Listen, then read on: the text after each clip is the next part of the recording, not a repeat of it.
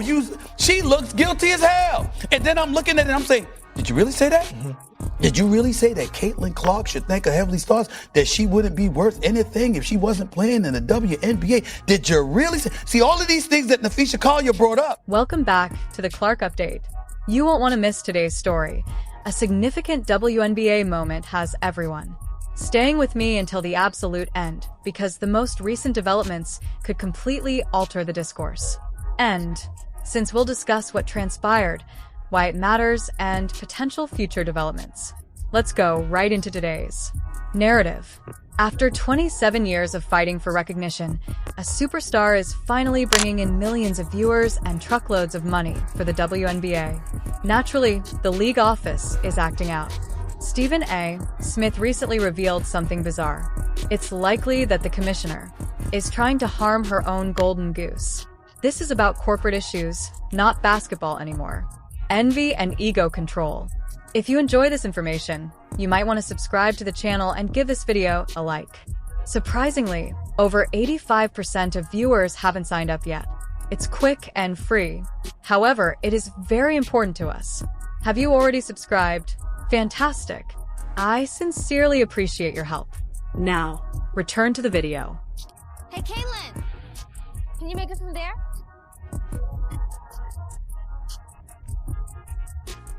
Hey, Caitlin, how about from here? Come on, guys. She can't make it. No chance. Caitlin, from me to left? You got it. I'm not even gonna ask. Hey, Caitlin from here might be impressive. Am I right? Whatever, Chet. So right here. From there! Is this the most egregious instance of self-destruction in sports history, or has the WNBA leadership failed? Completely crazy. Please share your thoughts in a remark. Since this situation is quite bizarre, let's look at what really happened. The Indiana Fever star and Caitlin Clark starred in a recent commercial that went viral. That's nothing unusual. Is it false? It appears that WNBA Commissioner Kathy Angelbert and the league administration as a whole went entirely crazy about this advertising. We're talking about private talks, angry phone calls, and what Stephen A. Smith calls pure rage from the top. Well, let me clarify first, because it's proxy season, right? No CEO do you just put the base pay in there. You put their bonus, you put their stock options, you put everything. Caitlin has the ability to make up to $500,000 just in WNBA wages this year. So, of course, they're just looking at a base which is collectively bargained. And actually, it's low because she's the #1 pick. She'll make a little more than that. But she also has millions and millions of dollars of endorsements. She's actually, because she declared to become pro, her endorsements are higher in dollar value. She has a global platform now, not just a U.S. platform. So she's going to do just fine, as will the top players in the league, as every league does. Also, there's comparisons to the men. Those men's leagues are 75 to 120 years old. We're tipping off our 28th season. I would say if you looked at them 28 seasons in, we're further ahead. But I realize we still have a lot of work to do. And it's all about the ecosystem. Now think about how out of date this is. Millions of people who might not otherwise watch women's basketball are made aware of your league through a massive national ad starring your best player. Any competent sports organization would normally respond with joy, issue a press release, share the news on social media. They seem to react with fury and rage, but not the WNBA. Instead, they ride the wave all the way to the bank. Instead of merely conjecturing, Stephen A. Smith effectively verified this. During the season, although he has been one of Caitlin Clark's most outspoken supporters, his recent comments have taken a far darker turn. These days, he talks about more than just court drama. He's revealing what he sees as fundamental corruption in the league's executives. According to SAS, the vibe coming from WNBA headquarters isn't a celebration of their recent accomplishments, since one individual has become more significant than the corporation as a whole. Anxiety and jealousy are present. Commercial. Lisa Bluter was in the commercial, Travis Scott was in the commercial, Travis Kelce was in the commercial, Jason Kelce was in the commercial, like the podcast thing, which we're gonna get. Let's look at why this specific ad caused such chaos. Caitlin Clark isn't shown. as just another WNBA athlete in these pricey ads, whether they're for Gatorade, Wilson, or State Farm. She is presented as a singular force and a cultural phenomenon. The produce has immense worth. To the league administration, she seems powerful, independent, and above all, bigger than the WNBA itself. Commercial. It was super hype, and they also launched the campaign from anywhere, which is just perfect for Caitlin Clark. And obviously, fans have been waiting for a CC's signature shoe for years. It feels like years at this point. She is now 2 seasons into the WNBA, and we've gotten the signature logo, and we've also gotten some merch, but that signature shoe is what everybody is on the edge of their seat for. And she recently went on New Heights once again to talk about her signature shoe, and she talked about the new technology that will be going into this. For fans, this is fantastic. You want to watch basketball because it's exciting, but you will completely lose control. For CEOs like Kathy Engelbert, as you can see, the league did not create that picture. They have no authority over the commissioner sees a player who doesn't need the WNBA and disapproved of the creative approach. To prosper when she sees Clark in these elegant advertisements. Clark has her own economy, her own realm, and her own gravitational pull. Stephen's wrath stems from this total loss of leverage. Professional sports leagues usually have control over their players, as Smith often discusses, because the athletes rely on the league for recognition and pay. This traditional dynamic has been completely avoided by Caitlin Clark. Everyone knows that she makes more money off the court than on it, because having money means having power, and people are uncomfortable with power, especially those who are used to. Insiders claim that the timing of this particular commercial really set everything off. The league has worked hard to foster a common narrative during the season. Everyone is continually reminded that there are other players engaged. They want you to focus on the other players, the system, and the history. Then, in a few 30 seconds, this advertisement shows up, totally undermining that message.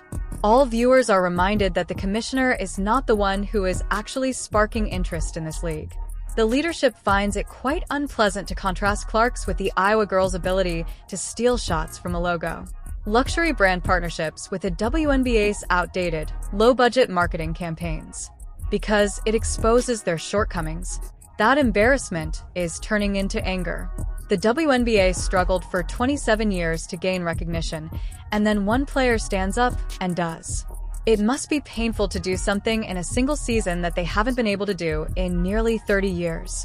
Stephen A. Smith has been relentless in pointing out how absurd it is for a commissioner who claims to be a business expert to feel emotionally betrayed because one person is getting undue attention. He claims that the anger is hiding in confidence. Each time Clark signs a large deal, it acts as a reminder of all the WNBA has failed to achieve over the years, whether it is featured in a viral advertisement or not. Think about it from Kathy Engelbert's perspective. You are the commissioner. You are supposed to be the company. Clever, who grows the league. Then, Gatorade, Wilson, and State Farm sell your sport more successfully than you've ever done. It's embarrassing. It shows that you're not very good at what you do. As a result, instead of taking lessons from it and using better methods, the response appears to be resentment and animosity. Marketing teams to match that enthusiasm. SAS also established the link between boardroom behavior and locker room behavior. Attitude. If the commissioner is rolling her eyes at rival players, why would they feel the need to respect her? Clark's financial prosperity. It communicates to everyone else that it's open season when the poisoning spreads. The leadership approaches her achievements with resentment rather than respect and fails to protect their star. This could account for some of the ridiculous hard fouls and cheap shots we've seen this season. Given the history of the WNBA, we must understand this rage. A specific clique with a specific attitude has been in charge of the league for many years. They regard the WNBA as a cause, a movement, and a collective endeavor deserving of respect. Caitlin Clark, a representation of materialism and pure individual fame, comes next. She defies convention, upends the established hierarchy, and skillfully draws attention to this disruption. The WNBA leadership worked for Clark, who is portrayed in the commercial as an isolated force away from the group. Decades to convince the world that the league is the product. They promote the group and the shield, but Clark's brand partners sell her as a unique symbol. There is a lot of conflict. The old guard feels deceived because of this fundamental difference in what sells. They think that when a female from Iowa may record videos from any location and make them popular, yet all of their fundamental effort is being disregarded. Clark's disqualification from the Olympic selection was due to the same level of intensity as Stephen A. The old guard took that decision to protect hierarchy and send a message. You have to wait for your turn, Smith pointed out. Make your payments. Commercial companies, on the other hand, don't care whether you wait for your turn.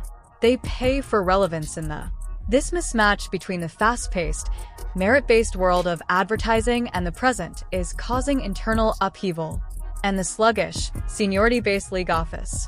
The commissioner is trapped in the midst and is getting agitated, with a new reality instead of adapting to it.